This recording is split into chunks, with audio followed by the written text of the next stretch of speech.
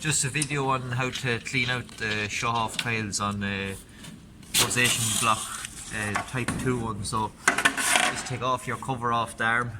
You'll then have two Allen keys you'll have to loosen here on the top. Just loosen them off. Your whole block will come out to you then.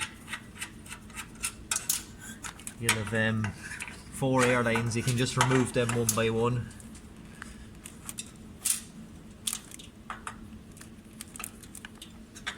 Just by pushing the little blue fitting in, you know, and pulling the pipe towards you then. Your 4 plugs then, they're all in a line, so you can't get them mixed up if you go left front, left rear, right front. They're all in a straight line. Same with the pipes. They're all labelled here. See them, Martin? They're all labelled there on the plastic, so you just be careful when you're putting them back, you don't mix them up. So just take off your 4 plugs. And just pause there now, Martin. You have your 4 plugs loosened, just pull the 4 of them off. Now you have air and vacuum going on to your block. So vacuum is on the bottom, it goes to the arm. Well, if you don't want to get them mixed up, just take that one off there and take that top one off there, so you'll know what way they go back. You can't mix them up. Just bring that to the bench now. So what happens is sometimes if you have a burst shut off sleeve and the vacuum comes on, it'll draw the milk up in this air line into the bottom of this manifold, and there's a little plunger in here that, you know, opens and closes to change it from vacuum to air. So over time the milk will go hard and it'll just cake the coil, so you just need to take out the coil and the little operator and free it up.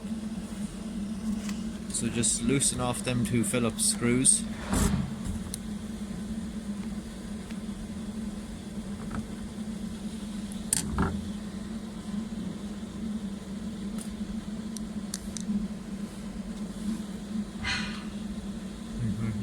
So you have your coil and operator out there, so just give your plug a half turn. You can lift that off and leave it there. A small little seal.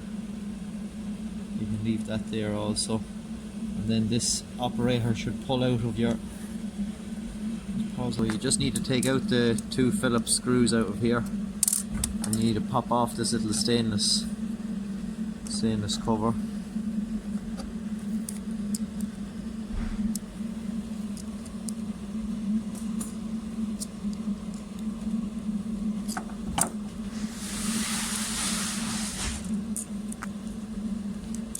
Whenever that comes out, then your little operator will come out. Now what you'll see, if the thing is caked, you'll see that that plunger will be up tight there, you know, and it'll be just stuck up there, so you just need to get some hot water and suds and clean it out, and just clean out the inside of the shaft then as well, and just put it all back together, and just make sure when you put it back in that it's free, it's bouncing out back towards you.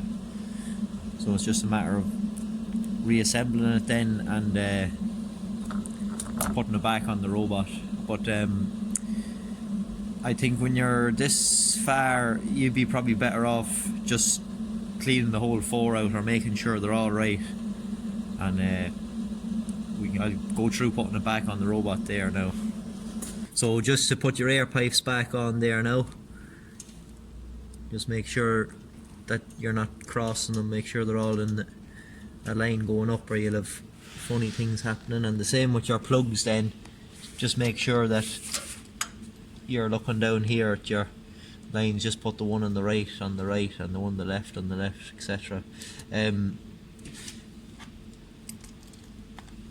Probably the best thing to do is shut down the robot when you're doing this job, because you'll just have no air, you know, pissing out this pipe here. You can turn it off at the top of the robot there, but it's just as handy to shut it down. So just put your 4 your 4 plugs back on, tighten them up, and you can start up your robot then again.